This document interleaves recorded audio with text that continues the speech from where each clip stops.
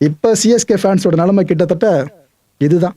அதாவது Sunday வாச்சு stress ஃப்ரீயாக இருக்கட்டும் அப்படின்னு மேட்ச் பார்க்க உட்காந்தாங்க. ஆனால் மேட்ச் பார்த்ததுக்கு அப்புறம் தான் ஸ்ட்ரெஸ்ஸே பல பேர் ஆனாங்க. சிஎஸ்கே ஃபேன்ஸே பைத்தியம் முடிய குறைதான் மக்களே, அவ்வளோ பேருக்கும் கத்தி கூப்பாட போடுறாங்க. அதுவும் அந்த பேட்டர்ஸ்லாம் அடிச்சாங்களா அடி, அந்த ஆர்சிபி பேட்டர்ஸ்லாம். அப்போ நமக்கு கிட்டத்தட்ட அந்த வைபு ஃபீல் ஆச்சு. எந்த வைபு? விரல் கையில் நடுங்கும் பார்த்தீங்கன்னா அந்த வைபு. அப்படி புழகுறாங்க, கண்ணு வச்சு பார்க்க முடியலங்க அந்த மேட்ச்சை. அவங்க அடிச்ச அடியில் லிட்டரலாக டிவி ஆஃப் பண்ணிட்டு கிளம்புனவங்க தான் பல பேர் இருக்க முடியும். ரெஸ்பெக்ட் பண்ணும்போதே சொல்கிறேன். இந்த 5 டைம் சாம்பியன்ஸ் பண்ணுமே, அதனால சிஎஸ்கே குறை சொல்லாதீங்கப்பா.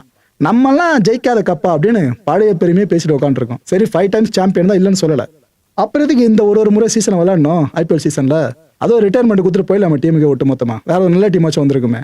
இந்த பெருமை பேசலாம் பிரோஜனம் இல்லை. களத்தில் என்ன காட்டுறோம் அதை பற்றி தான் எல்லாருமே பேசணுமே தவிர, என்ன சிஎஸ்கேலாம் தப்பாக பேசுறீங்க அப்படிலாம் பேசாதீங்க அப்படின்னு சொல்கிறதுக்கு யாருக்கும் உரிமை கிடையாது. ஒரு டீம் சார்ந்து எல்லாரும் குறைநர்களை பேசினா மட்டும்தான் அந்த டீம் மேலே வர முடியும்.